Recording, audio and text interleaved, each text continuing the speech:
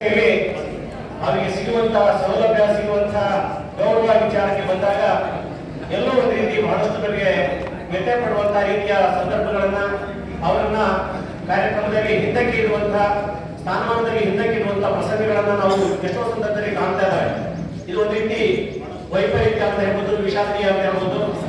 ಆದ್ರೂ ಕೂಡ ಈ ಯಾವುದನ್ನು ಕೂಡ ಲೆಕ್ಕಿಸದೆ ಶಾಲೆಯ ಉಳಿಸಿಗಾಗಿ, ವಿದ್ಯಾರ್ಥಿಗಳ ಬೆಳವಣಿಗೆಗಾಗಿ, ನಮ್ಮ ಒಂದು ಶೈಕ್ಷಣಿಕ ವಾತಾವರಣದ ಹಿತಕ್ಕಾಗಿ ಎಲ್ಲನ್ನ ಮರೆತು ಎಲೆಮರೆಯ ಕಾಯಿಯಂತೆ ಕೆಲಸ ಮಾಡುವಂತಹ ಶಿಕ್ಷಕ ಬಂಧುಗಳು ಯಾರಾದ್ರೂ ಇದ್ರೆ ಅದು ದೈಹಿಕ ಶಿಕ್ಷಕರು ಎಂತಕ್ಕಂಥ ಮಾತಿನ ಸಂದರ್ಭದಲ್ಲಿ ಬಹಳಷ್ಟು ಖುಷಿಯಿಂದ ಹೇಳಬೇಕಾಗುತ್ತೆ. ಯಾವುದೇ ಸ್ಥಾನಮಾನದ ಅಪೇಕ್ಷೆ ಇರಲಾದರೆ ಎಲ್ಲ ಕೆಲಸ ಕಾರ್ಯಗಳನ್ನ ಶಾಲೆಯ ಶಿಸ್ತು ನಿಂತತೆ ಇವತ್ತು ದೈಹಿಕ ಶಿಕ್ಷಕರ ಮೇಲೆ. ಒಂದು ಶಾಲೆಯ ಉತ್ತಮವಾಗಿ ನಡೀತಾ ಇದೆ ಅಂತ ಹೇಳಿದ್ರೆ, ಶಾಲೆಯ ಅತ್ಯಂತ ಸುಂದರವಾಗಿದೆ ಅಂತ ಹೇಳಿದ್ರೆ ಶಿಕ್ಷಕರು ಎಂತಕ್ಕಂಥ ಮಾತನ್ನ ಎಲ್ಲರೂ ಮಾತಾಡ್ತಾರೆ. ಆದ್ರೆ ಸ್ಥಾನಮಾನ ಕೊಡ್ಬೇಕಾದ್ರೆ, ಗೌರವ ಕೊಡ್ಬೇಕಾದ್ರೆ, ಹುದ್ದೆಗಳನ್ನು ಕೊಡ್ಬೇಕಾದ್ರೆ ಅವ್ರನ್ನ ಎಲ್ಲೋ ಸರ್ಕಾರದಿಂದ ಆದಿಯಾಗಿ ನಮ್ಮ ಇಲಾಖೆ, ನಮ್ಮ ಶಿಕ್ಷಕರು, ನಮ್ಮ ಮುಖ್ಯಮಂತ್ರಿಗಳು ಎಲ್ಲರೂ ಅವರನ್ನ ಕಡೆಗಣಿಸ್ತಾರೆ ಅಂತಕ್ಕಂಥದ್ದು ವಾಸ್ತವವಾಗಿರುವಂತಹ ಸತ್ಯ ಅಂತಕ್ಕಂಥದ್ದು ನಾವಿಲ್ಲಿ ಕಾಣಬಹುದಾಗಿದೆ. ಆದ್ರೆ ಈ ಒಂದು ಎಲ್ಲ ಹಕ್ಕುಗಳಿಗಾಗಿ ನಾವು ಮನುಷ್ಯ ಮೇಲೆ ನಮ್ಮ ಸ್ಥಾನಮಾನಕ್ಕೆ ಹೋರಾಟ ಯಾವಾಗಲೂ ಮಾಡ್ತಾ ಇರ್ತೇವೆ. ನಮ್ಮ ಹಿತಗಳನ್ನ ಕಾಪಾಡಲಿಕ್ಕೆ ನಾವು ಸಂಘಗಳನ್ನ ಕಟ್ಟಿಕೊಂಡಿದ್ದೇವೆ. ಅಂತಹ ಒಂದು ಸಂಘ ನಮ್ಮ ದೈಹಿಕ ಶಿಕ್ಷಕರು ಕೂಡ ತಮ್ಮದೇ ಇರುವಂತಹ ಒಂದು ಸಂಘವನ್ನ ಕಟ್ಟಿಕೊಂಡು ತಮ್ಮ ಹಕ್ಕುಗಳಿಗಾಗಿ, ತಮ್ಮ ಸವಲತ್ತುಗಳಿಗಾಗಿ ನಿರಂತರವಾಗಿ ಹೋರಾಟ ಮಾಡ್ತಾ ಬಂದಿದ್ರು ಕೂಡ ಆ ಸಿಕ್ಕಿರುವಂತಹ ಲಾಭ, ಸಿಕ್ಕಿರುವಂತಹ ಸೌಲಭ್ಯ ಬಹಳಷ್ಟು ಕಡೆಗಣಿತವಾಗಿರುವಂತಹ ವಿಚಾರ ಅಂತಕ್ಕಂಥದ್ದು ಕೂಡ ಈ ಸಂದರ್ಭದಲ್ಲಿ ನಾನು ಸ್ಮರಿಸಬೇಕಾಗುತ್ತೆ. ಈ ಒಂದು ಹಕ್ಕುಗಳಿಗೆ ಹೋರಾಟ ಮಾಡುವಂತದ್ದನ್ನ ನನ್ನ ಹಿಂದಿನ ವರ್ಷ ಅವರು 29/8/2024 ಅಂತ ಅನ್ಸುತ್ತೆ, ಅವತ್ತು ನಮ್ಮ ದೈಹಿಕ ಶಿಕ್ಷಕರಾಗಿರುವಂತಹ ರಂಜಿತ್ ಕವಾಸರ್ ನಮಗೆ ನೆನಪು ಮಾಡಿದ್ರು. ಆ ಬೆಂಗಳೂರಿನ ಒಂದು ಫ್ರೀಡಂ ಪಾರ್ಕ್ನಲ್ಲಿ ಬೃಹತ್ ಪ್ರತಿಭಟನಾ ಮೆರವಣಿಗೆಯನ್ನು ಹಮ್ಮಿಕೊಂಡಿದ್ರು. ದೈಹಿಕ ವಿಶೇಷವಾಗಿ ರಾಜ್ಯದ ಎಲ್ಲ ದೈಹಿಕ ಶಿಕ್ಷಕರು ಸೇರಿಕೊಂಡು ತಮ್ಮ ಸವಲತ್ತುಗಳನ್ನ ಸರ್ಕಾರ ಈಡೇರಿಸಬೇಕು, ಇಲಾಖೆ ಪರಿಗಣಿಸಬೇಕು ಎಂಬತಕ್ಕಂಥ ಹಿನ್ನೆಲೆಯಲ್ಲಿ ನಮ್ಮ ಇತಿಹಾಸದಲ್ಲಿ ಅತ್ಯಂತ ದೊಡ್ಡದಾಗಿರುವಂತಹ ಒಂದು ಪ್ರತಿಭಟನೆಯನ್ನು ಅವತ್ತು ಮಾಡಿದ್ರು. ಆದ್ರೆ ಆ ಪ್ರತಿಭಟನೆ ಇಂದಿಗೂ ಕೂಡ ಆ ಪ್ರತಿಭಟನೆಯ ಒಂದು ಫಲಿತಾಂಶ ಏನಾಗಿದೆ ಅಂತಕ್ಕಂಥದ್ದು ನಾವೆಲ್ಲ ವಿಚಾರ ಮಾಡಿದ್ರೆ ಎಲ್ಲರೂ ಕೂಡ ದೊಡ್ಡ ಶೂನ್ಯ ಸಂಪಾದನೆ ಆಗಿದೆ ಅಂತಕ್ಕಂಥದ್ದನ್ನ ನಾವಿಲ್ಲಿ ನೋಡ್ಬೇಕಾಗತ್ತೆ. ಇಂಥ ರೀತಿಯಲ್ಲಿ ನಮ್ಮ ಜೊತೆಗೆ ಇದ್ದು ನಮ್ಮ ಒಡನಾಡಿಯಾಗಿ ಶಾಲೆಯ ಸಂಪತ್ತು, ಶಾಲೆಯ ಶಿಸ್ತು ಮತ್ತು ಶಾಲೆಯ ಗೌರವವನ್ನು ಕಾಪಾಡಿರುವಂತಹ ಒಬ್ಬ ವ್ಯಕ್ತಿಗೆ ಅನ್ಯಾಯ ಆಗ್ತಾ ಇರ್ತಕ್ಕಂಥದ್ದನ್ನು ನಾವು ಕಣ್ಣಾರೆ ಕಂಡು ಕೂಡ ಅದ್ರ ಬಗ್ಗೆ ಯಾರು ಕೂಡ ನೈತಿಕ ಬೆಂಬಲವನ್ನು ಕೊಡ್ತಕ್ಕಂಥದ್ದಾಗಲಿ ಅವರಿಗೆ ಬೆನ್ನೆಲುಬಾಗಿ ನಿಂತಿರುವಂತಹ ಉದಾಹರಣೆಗಳು ಬಹಳಷ್ಟು ಕಡಿಮೆ. ಅವತ್ತು ನಮ್ಮ ರಾಜ್ಯಾಧ್ಯಕ್ಷರಾಗಿರುವಂತಹ ಶ್ರೀಯುತ ಷಡಕ್ಷರಿ ಅವರು ಸರ್ಕಾರಿ ನೌಕರ ಸಂಘದ ವತಿಯಿಂದ ಅವರಿಗೆ ಒಂದು ಬೆಂಬಲವನ್ನ ಸೂಚಿಸುವಂತಹ ಪತ್ರವನ್ನು ರಾಜ್ಯ ಸರ್ಕಾರಕ್ಕೆ ನೀಡಿದ್ದನ್ನು ನಾವಿಲ್ಲಿ ಸ್ಮರಿಸಬೇಕಾಗುತ್ತೆ. ನಮ್ಮ ತಾಲೂಕಿನ, ನಮ್ಮ ಜಿಲ್ಲೆಗೆ, ರಾಜ್ಯದಲ್ಲಿ ಇರುವಂತಹ ಎಲ್ಲ ದೈಹಿಕ ಶಿಕ್ಷಕರ ಪ್ರಾಥಮಿಕ ಇರ್ಬೋದು, ಪ್ರೌಢ ಇರ್ಬೋದು, ಕಾಲೇಜು ಅಥವಾ ಡಿಗ್ರಿ ಹಂತದಲ್ಲಿ ಕೆಲಸ ಮಾಡುವಂತಹ ನಮ್ಮ ದೈಹಿಕ ಶಿಕ್ಷಕರಿಗೆ ಯಾವಾಗಲೂ ಕೂಡ ನಮ್ಮ ಸರ್ಕಾರಿ ನೌಕರ ಸಂಘ, ರಾಜ್ಯ ಸರ್ಕಾರಿ ನೌಕರ ಸಂಘ ಬೆಂಬಲವಾಗಿದೆ, ಜೊತೆಗಿದೆ ಅಂತಕ್ಕಂಥ ಮಾತನ್ನ ಈ ಸಂದರ್ಭದಲ್ಲಿ ನಾವು ಹೇಳಲಿಕ್ಕೆ ಬಯಸ್ತಾ ಇದ್ದಾರೆ. ಒಂದು ಇವತ್ತು ನೋಡಿದ್ರೆ ನಮ್ಮ ತಾಲೂಕಿನಲ್ಲಿ ವಿಶಿಷ್ಟವಾಗಿರುವಂತಹ ಕಾರ್ಯಕ್ರಮ ಇದೆ. ಬಹುತೇಕ ಈ ಹಿಂದೆ ಈ ರೀತಿ ಕಾರ್ಯಕ್ರಮ ನಡೆಯಲ್ಲ ಅಂತಕ್ಕಂಥದ್ದು ನಾನು ಕೂಡ ಸ್ಮರಣೆ ಮಾಡಿದ್ರೆ ಇನ್ನೂ ನೆನಪಿಲ್ಲ ಅಂತಕ್ಕಂಥದ್ದು. ನಮ್ಮ ತಾಲೂಕಿನ ಎಲ್ಲ ದೈಹಿಕ ಶಿಕ್ಷಕರು ಒಂದ್ ಕಡೆ ಸೇರಿಕೊಂಡು ತಮ್ಮ ಹಿತಚಿಂತನೆಯನ್ನ ಮಾಡುವಂತಹ ಅವಕಾಶವನ್ನ ಇವತ್ತು ಸೃಷ್ಟಿ ಮಾಡಿಕೊಂಡಿರುವಂತದ್ದು ಅತ್ಯಂತ ಸ್ತುತ್ಯಾರ್ಹವಾಗಿರುವಂತಹ ವಿಚಾರ. ಈ ರೀತಿ ನಾವು ಆಗಿದ್ದಾಗೆ ಸಭೆಗಂತೂ ನಮ್ಮ ಹಿತಚಿಂತನೆಗಳನ್ನ ನಾವು ಮಾಡ್ಕೊಂಡಿದ್ರೆ ತಾಯಿ ಮುಖ ಅಳದಿದ್ರೆ ತಾಯಿ ಕೂಡ ಹಾಕೊಳ್ಳಿಲ್ಲ ಅಂತ ತಾಯಿ ಮಾತೃ ಸ್ವಭಾವ, ಮಾತೃ ಹೃದಯ ಇರುವಂತಹ ತಾಯಿಗೆ ಮಗುವಿನ ನೆನಪು ಇರ್ಲಿಕ್ಕಿಲ್ಲ. ನಾವು ಅಳದಿದ್ರೆ ಯಾರು ನಮ್ಮನ್ನ ನೋಡೋದಿಲ್ಲ ಅಂತಕ್ಕಂಥ ಮಾತು. ಇವತ್ತು ಈ ಒಂದು ವಿಚಾರವನ್ನ ತಾವೆಲ್ಲ ಗಮನದಲ್ಲಿ ಇಟ್ಕೊಂಡು ಸಭೆ ಸೇರಿ ಇಂತಹ ಒಂದು ಕಾರ್ಯಕ್ರಮವನ್ನು ಆಯೋಜನೆ ಮಾಡೋದ್ರ ಜೊತೆಗೆ ನಮ್ಮ ತಾಲೂಕಿನಲ್ಲಿ ಕೆಲಸ ಮಾಡಿರುವಂತಹ ವ್ಯಕ್ತಿಗಳಿಗೆ ಬೀಳ್ಕೊಡುವಂತಹ ಸಮಾರಂಭ, ಹೊಸದಾಗಿ ಬಂದಿರುವಂತಹವ್ರನ್ನ ಸ್ವಾಗತ ಮಾಡುವಂತಹ ಸಮಾರಂಭ, ನಮ್ಮ ತಾಲೂಕಿಗೆ ಶೈಕ್ಷಣಿಕವಾಗಿ, ದೈಹಿಕವಾಗಿ, ದೈಹಿಕ ಕ್ರೀಡೆಗಳಲ್ಲಿ ಗೌರವ ತಂದಿರುವಂತಹ ವಿದ್ಯಾರ್ಥಿಗಳನ್ನ ಸನ್ಮಾನಿಸುವಂತ, ಗುರುತಿಸುವಂತ ಕಾರ್ಯಕ್ರಮ ಹಮ್ಮಿಕೊಂಡಿರುವಂತದ್ದು ಬಹಳಷ್ಟು ಶ್ಲಾಘನೀಯವಾಗಿರುವಂತಹ ಕಾರ್ಯ ಅಂತ ಈ ಸಂದರ್ಭದಲ್ಲಿ ನಾನು ಹೇಳಲಿಕ್ಕೆ ಬಯಸ್ತಾ ಇದ್ದೇನೆ.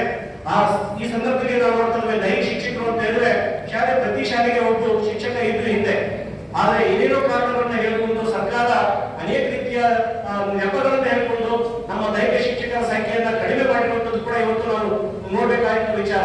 ಶಾಲೆಗೆ ಮೈದಾನ ಇಲ್ಲ ಅಂತಕ್ಕಂಥ ಕಾರಣಕ್ಕೋಸ್ಕರ ನಮ್ಮ ಅನೇಕ ಶಿಕ್ಷಕರನ್ನ ವರ್ಗಾವಣೆ ಮಾಡಿ ಆದೇಶ ಮಾಡಿರುವಂತದ್ದು ಬಹಳಷ್ಟು ದುರದೃಷ್ಟಕರವಾದಂತಹ ವಿಚಾರ.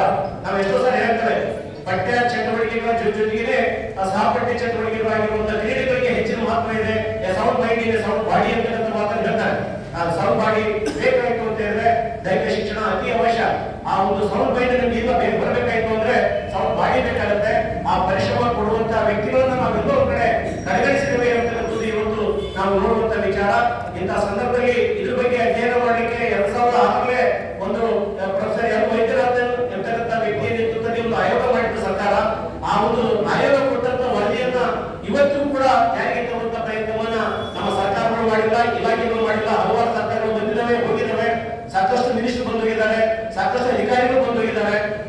ನಮ್ಮ ಕೂಗು, ನಮ್ಮ ದೈಹಿಕ ಶಿಕ್ಷಕರ ಕೂಗು ಇದುವರೆಗೆ ಸರ್ಕಾರದ ಕಿವಿಯನ್ನ ಮುಟ್ಟಿಲ್ಲ ಎಂಬುದು ಕೂಡ ಬಹಳಷ್ಟು ವಿಷಾದನೀಯವಾಗಿ ಈ ಸಂದರ್ಭದಲ್ಲಿ ಹೇಳಬೇಕಾಗುತ್ತೆ ಅಂತಕ್ಕಂಥದ್ದು. ಬಹಳ ಕಡೆ ನೋಡ್ತೇವೆ ದೈಹಿಕ ಶಿಕ್ಷಕರನ್ನ ಅವರು ಕೇವಲ ದೈಹಿಕ ಶಿಕ್ಷಕರಾಗಿ ಕೇವಲ ದೈಹಿಕ ಚಟುವಟಿಕೆಗಳು ಮಾತ್ರ ಸೀಮಿತ ಆಗಿಲ್ಲ. ಪಾಠ ಮಾಡುವಂತ ಸಂದರ್ಭ ಬಂದ್ರೆ, ಶಿಕ್ಷಕರಿರುವಂತ ಹಿಂದೆ ಇರುವಂತ ಸಂದರ್ಭ ಬಂದ್ರೆ ಒಬ್ಬ ಉತ್ತಮ ವ್ಯಕ್ತಿಯಾಗಿ, ಉತ್ತಮ ಶಿಕ್ಷಕರಾಗಿ ಆಗಿದೆ ಕೊಡುವಂತ ಗೌರವವನ್ನು ಕೊಡಬೇಕಾಗಿದೆ ಅಂತಕ್ಕಂಥದ್ದು. ಅವರು ದೈಹಿಕ ಶಿಕ್ಷಕರಾಗಿ ತಮ್ಮ ಇಲಾಖೆಗೆ ಪದಾರ್ಪಣೆ ಮಾಡಿದ ದೈಹಿಕ ಶಿಕ್ಷಕರಾಗಿಯೇ ನಿವೃತ್ತಿ ಹೊಂದುವಂತ ಅನೇಕ ವ್ಯಕ್ತಿಗಳ ಜೀವನದಲ್ಲಿ ನಾವು ಕಂಡಿರುವಂತಹ ಸತ್ಯ ಇದೆ. ಅವ್ರಿಗೆ ಯಾವುದೇ ರೀತಿಯ ಪದೋನ್ನತಿ ಹೊಂದುವಂತ ಅವಕಾಶಗಳು, ಬಡ್ತಿ ಹೊಂದುವಂತ ಅವಕಾಶಗಳು ವಂಚಿತರಾಗಿದ್ದಾರೆ ಅಂತಕ್ಕಂಥದ್ದನ್ನ ನಮ್ಮ ಬೇರೆ ಇತರೆ ಚಟುವಟಿಕೆ ಮಾಡುವಂತ ಶಿಕ್ಷಕರು ಗಮನಿಸಿಲ್ಲ, ಸರ್ಕಾರ ಗಮನಿಸಿಲ್ಲ, ಅಧಿಕಾರಿಗಳು ಗಮನಿಸಿಲ್ಲ ಅಂತಕ್ಕಂಥದ್ದು ಕೂಡ ಇಲ್ಲಿ ಬಹಳ ನೋವಿನಿಂದ ಹೇಳಬೇಕಾಗುತ್ತೆ ಅಂತಕ್ಕಂಥದ್ದು. ಇಂಥ ರೀತಿಯಲ್ಲಿ ಆ ವಿದ್ಯಾರ್ಥಿಗಳ ವರದಿಯನ್ನು ಪರಿಶೀಲನೆ ಮಾಡಿ ಸುಮಾರು 12 ಬೇಡಿಕೆಗಳು, ಸಣ್ಣ ಪುಟ್ಟ ಬೇಡಿಕೆಗಳನ್ನು ಈಡೇರಿಸಿತು. ಆದ್ರೆ ಅತ್ಯಂತ ಪ್ರಮುಖವಾಗಿರುವಂತಹ ಬೇಡಿಕೆ ಇವತ್ತು ಹಾಗೆ ಇದೆ. ಅದು ಯಾವುದು ಅಂತ ಹೇಳಿದ್ರೆ, ನಮ್ಮ ನಿಮ್ಮಂತೆಯೇ ಸಹಾಯಕರ ಹುದ್ದೆ ಕೊಡ್ಬೇಕಾದ್ರೆ ಅವ್ರನ್ನ ಪ್ರತ್ಯೇಕವಾಗಿ ಇರುವಂತಹ ವ್ಯವಸ್ಥೆ ಇದೆಯಲ್ಲ, ಅದು ಬಹಳಷ್ಟು ದುರದೃಷ್ಟಕರವಾಗಿರುವಂತಹ ವಿಚಾರ. ಅವ್ರಿಗೆ ಇಲ್ಲಿಗೂ ಕೂಡ ಇವತ್ತು ಕೂಡ ಮುಖ್ಯೋಪಾಧ್ಯಾಯರಾಗಿ ಹುದ್ದೆ ಕೊಡುವಂತಹ, ಬಡ್ತಿ ಕೊಡುವಂತಹ ಸಂದರ್ಭ ಬಂದ್ರೆ ಪ್ರತ್ಯೇಕವಾಗಿ ಕೊಡುವಂತಹ ಒಂದು ಅವರ ಪ್ರಮುಖವಾಗಿರುವಂತಹ ಬೇಡಿಕೆ ಇವತ್ತು 17 ಸುಮಾರು 21 ವರ್ಷ ಅಂದ್ರೆ 2006ರಲ್ಲೇ ವರದಿ ಬಂದಿದೆ. 6ರಲ್ಲಿ ಕೊಟ್ಟಂತ ವರದಿಯನ್ನ ಒಬ್ಬ ವ್ಯಕ್ತಿ ಆಯೋಗದ ಮುಖ್ಯಸ್ಥರಾಗಿ ಕೂಡ ನಾವಿಲ್ಲಿ ಅದನ್ನ ಮೆಚ್ಕೊಳ್ಬೇಕಾದಂತಹ ಒಂದು ಪ್ರಸಂಗ. ಈ ರೀತಿಯಾಗಿ ನಮ್ಮ ದೈಹಿಕ ಶಿಕ್ಷಕರು ಪ್ರತಿ ಸಂದರ್ಭದಲ್ಲೂ ಕೂಡ ಎಲ್ಲಾ ರೀತಿಯ ಚಟುವಟಿಕೆಗಳನ್ನ, ಕ್ರೀಡೆಗಳನ್ನ, ಹಾಗೆಯೇ ಪಠ್ಯ ಚಟುವಟಿಕೆಗಳನ್ನ ಅತ್ಯಂತ ಯಶಸ್ವಿಯಾಗಿ ನಿರ್ವಹಿಸಿಕೊಂಡು ಬಂದಂತಹ ಶ್ರೇಯಸ್ಸು ದೈಹಿಕ ಶಿಕ್ಷಕರಿಗೆ ಸಲ್ಲುತ್ತೆ. ಇದು ಕೇವಲ ಒಂದು ತಾಲೂಕು, ಒಂದು ಜಿಲ್ಲೆ, ಒಂದು ರಾಜ್ಯಕ್ಕೆ ಸೀಮಿತ ಅಲ್ಲ. ಬಹುತೇಕ ಎಲ್ಲ ಭಾಗದಲ್ಲೂ ಕೂಡ ಈ ರೀತಿ ಕೆಲಸ ಮಾಡುವಂತಹ ದೈಹಿಕ ಶಿಕ್ಷಕರು ನಮಗೆ ಹೆಮ್ಮೆ ತರುವಂತ ಕೆಲಸವನ್ನು ಮಾಡ್ತಾ ಇದ್ದಾರೆ ಅಂತಕ್ಕಂಥದ್ದನ್ನ ನಾವು ನೋಡೋದ್ರ ಜೊತೆಗೇನೆ ಅವರಿಗೆ ಸಿಗಬೇಕಾದಂತಹ ಗೌರವ ಕೊಡ್ಲಿಕ್ಕೆ ಬರೀ ದೈಹಿಕ ಶಿಕ್ಷಕರು ಹೋರಾಟ ಮಾಡಿದರೆ ಸಾಕು. ನಮ್ಮ ಸಂಘ ಸಂಸ್ಥೆಗಳು ಏನೆಲ್ಲ ನಮ್ಮ ಶಿಕ್ಷಣ ಇಲಾಖೆ ಇದ್ದಾವೆ ಅವೆಲ್ಲರೂ ಕೂಡ ಮತ್ತು ನಮ್ಮ ಜನಪ್ರತಿನಿಧಿಗಳು ಕೂಡ ಅವರ ಸಮಸ್ಯೆಗೆ ಕಿವಿ ಕೊಡಬೇಕಾಗಿದೆ ಅಂತಕ್ಕಂಥ ಮಾತನ್ನ ಈ ಸಂದರ್ಭದಲ್ಲಿ ಈ ನನ್ನ ಉದ್ಘಾಟನೆ ನೋಡ್ಲಿಕ್ಕೆ ನಾನು ಬಯಸ್ತಾ ಇದ್ದೇನೆ. ಇಲ್ಲಿ ನಾವು ನೋಡುವಂತ ಪ್ರಮುಖ ವಿಚಾರ ಅಂತ ಹೇಳಿದ್ರೆ, ಕೇವಲ ಹೈಸ್ಕೂಲ್ ಮತ್ತು ಪ್ರೈಮರಿಯಲ್ಲಿ ಒಂದು ವಿಧವಾಗಿರುವಂತಹ ಪ್ರಸಂಗ ಇದ್ರೆ, ಕಾಲೇಜ್ ವಿಭಾಗದಲ್ಲಿ ಬಂದ್ರೆ ಬಹಳಷ್ಟು ದುರದೃಷ್ಟಕರವಾಗಿರುವಂತಹ ವಿಚಾರ. ಯಾವ ಕಾಲೇಜಿನಲ್ಲಿ, ಯಾವ ಪದವಿ ಪೂರ್ವ ಕಾಲೇಜಲ್ಲೂ ಒಬ್ಬ ದೈಹಿಕ ಶಿಕ್ಷಕರು ಇಲ್ಲವೇ ಇಲ್ಲ, ಹುದ್ದೆಗಳೇ ಸೃಷ್ಟಿಯಾಗಿಲ್ಲ. ಪ್ರೈಮರಿ ಮತ್ತು ಹೈಸ್ಕೂಲ್ ನಲ್ಲಿ ಕೆಲಸ ಮಾಡುವಂತ ಶಿಕ್ಷಕರಿಗೆ ಬಡ್ತಿ ಕೊಟ್ಟರೆ ಕಾಲೇಜ್ ವಿಭಾಗದಲ್ಲಿ ಅವರಿಗೆ ಪ್ರಮೋಷನ್ ಸಿಗುತ್ತೆ. ಒಂದು ಹುದ್ದೆ ಅಂತ ಏನಾದ್ರು ಬಂದ್ರೆ ನಮ್ಮ ಶಾಲಾ ಕಾಲೇಜು ಕೂಡ ಶಿಸ್ತಿನಿಂದ ಇರಲಿಕ್ಕೆ ಅವಕಾಶ ಹೋಗುತ್ತೆ ಅಂತ ಬೇಡಿಕೆಯನ್ನು ಸರ್ಕಾರ ಈಡೇರಿಸಬೇಕು ಅಂತಕ್ಕಂಥ ಮಾತನ್ನ ನಮ್ಮ ಪದವಿ ಪೂರ್ವ ಕಾಲೇಜುಗಳ ಪರವಾಗಿ ಇವತ್ತು ಸರ್ಕಾರಕ್ಕೆ ಆಗ್ರಹವನ್ನು ಮಾಡ್ತಾ ಇದ್ದಾವೆ. ಒಂದು ಅವಾಗ ಆ ರೀತಿ ಮಾಡಿದ್ರೆ ಸರ್ಕಾರದಲ್ಲಿ ಕೆಲಸ ಮಾಡುವಂತ ನಮ್ಮ ಶಿಕ್ಷಕರಿಗೆ ಬಡ್ತಿ ಪಡೆಯುವ ಒಂದು ಸ್ಥಾನ ಸಿಗುತ್ತೆ.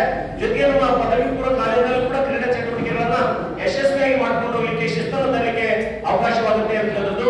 ಬಟ್ ಇದು ಎಲ್ಲದನ್ನು ಕೂಡ ಮರೆತು ನಮ್ಮ ಪ್ರಾಥಮಿಕ ಮತ್ತು ಪ್ರೌಢಶಾಲೆ ಹಂತದಲ್ಲಿ ಕೆಲಸ ಮಾಡುವಂತ ದೈಹಿಕ ಶಿಕ್ಷಕರು ನಮ್ಮ ಕಾಲೇಜು ಹಂತದಲ್ಲಿರುವಂತಹ ಎಲ್ಲ ಶಿಕ್ಷಣ ಇಲಾಖೆಯ ದೈಹಿಕ ಚಟುವಟಿಕೆಗಳನ್ನ ಯಾವುದೂ ಅದೇ ರೀತಿ ಭಾರತದಲ್ಲಿ ನಮ್ಮ ಜೊತೆಯಾಗಿ ನಿಂತು ನಮ್ಮ ವಿದ್ಯಾರ್ಥಿಗಳಿಗೆ ದೈಹಿಕ ಕ್ರೀಡೆಗಳನ್ನ ನಡೆಸೋದ್ರಲ್ಲಿ ಮುಂಚೂಣಿಯಲ್ಲಿದ್ದಾರೆ ಅಂತಕ್ಕಂಥದ್ದನ್ನ ನಾವು ನೋಡ್ತಾ ಇದ್ದೇವೆ. ಅದರಲ್ಲೂ ನಮ್ಮ ತಾಲೂಕಿನಲ್ಲಿ ಮಾತ್ರ ಬಹಳಷ್ಟು ಕ್ರಿಯಾಶೀಲವಾಗಿ ನಮ್ಮದೇ ಕೆಲಸ ಇರ್ತಕ್ಕಂಥ ರೀತಿಯಲ್ಲಿ ಪದವಿ ಪೂರ್ವ ಮತ್ತು ಡಿಗ್ರಿ ಕಾಲೇಜಲ್ಲಿ ವಿದ್ಯಾರ್ಥಿಗಳಿಗೆ ದೈಹಿಕ ಕ್ರೀಡೆಗಳನ್ನ ನಡೆಸಲಿಕ್ಕೆ ನಮ್ಮ ಕಾಲೇಜುಗಳಿಗೆ ಬೆಂಬಲವಾಗಿ ನಿಂತಿದ್ದಾರೆ, ಬೆನ್ನೆಲುಬಾಗಿ ನಿಂತಿದ್ದಾರೆ ಅಂತಕ್ಕಂಥ ಮಾತನ್ನ ನೋಡಿ ಅವರೆಲ್ಲ ಅವರ ಅಧ್ಯಾಪಕರಿಗೆ ನಾನು ಹ್ಯಾಟ್ಸಪ್ ಅನ್ನು ಹೇಳಿಕೆ ಬಯಸ್ತೇನೆ, ಶರಣಾರ್ಥಿಗಳನ್ನು ಹೇಳಿಕೆ ಬಯಸ್ತೇನೆ. ಅಂತ ಉತ್ತಮವಾಗಿರುವಂತಹ ಮನಸ್ಸುಗಳು ನಮ್ಮ ತಾಲೂಕಿನಲ್ಲಿದ್ದಾವೆ. ಹಾಗೆ ಬೇರೆ ತಾಲೂಕಿನಲ್ಲಿ ಕೂಡ ಐತಿ ಕೆಲಸ ಮಾಡುವಂತಹ ದೈಹಿಕ ಶಿಕ್ಷಕರು ಇದ್ದಾರೆ ಅಂತಕ್ಕಂಥದ್ದನ್ನ, ಅವರ ಸೇವೆಯನ್ನು ನಾವು ಕಾಲೇಜು ಯಾವಾಗಲೂ ಕೂಡ ಸ್ಮರಿಸ್ತೇವೆ ಅಂತಕ್ಕಂಥದ್ದು. ಉದಾಹರಣೆಗೆ ನಮ್ಮ ಕಾಲೇಜಿನಲ್ಲಿ ತಗೊಂಡ್ರೆ 2 ದೈಹಿಕ ಶಿಕ್ಷಕರು ಇರುವಂತದ್ದು ಯಾವುದೇ ಹೈಸ್ಕೂಲ್ ನಲ್ಲಿ ಇದ್ದಾರೆ, ಕಾಲೇಜಿನಲ್ಲಿ ಇಲ್ಲ. ಆದ್ರೆ ಹೈಸ್ಕೂಲ್ ನ ಶಿಕ್ಷಕರು ಕಾಲೇಜು ಚಟುವಟಿಕೆಗಳನ್ನ ಯಶಸ್ವಿಯಾಗಿ ನಮಗೆ ಆ ವರದಿಯನ್ನ ನೀಗಿಸುವಂತ ರೀತಿಯಲ್ಲಿ ಕೆಲಸ ಮಾಡ್ತಾರೆ, ಸಹಕಾರ ಕೊಡ್ತಾ ಇದ್ದಾರೆ ಅಂತಕ್ಕಂಥದ್ದು ಇದು ಎಲ್ಲ ಕಡೆ ಕಂಡು ಬರುವಂತಹ ರೀತಿಯ ವಾಸ್ತವ ಇರ್ತಕ್ಕಂಥ ಮಾತನ್ನ ಈ ಸಂದರ್ಭದಲ್ಲಿ ದೈಹಿಕ ಶಿಕ್ಷಕ